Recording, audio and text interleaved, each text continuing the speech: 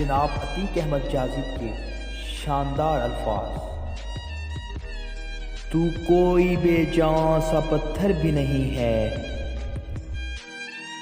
तू कोई फरिश्ता या पैगंबर भी नहीं है, तू इल्म का चश्मा या समंदर भी नहीं है, पर रब की निगाह में तू कमतर भी नहीं है। जो कुछ भी है तू अपनी हदों को पहचान, रहमा की पकड़ से तू बाहिर भी नहीं है। दुनिया न बसा दिल में कि दुनिया की हकीकत, दुनिया न बसा दिल में कि दुनिया की हकीकत,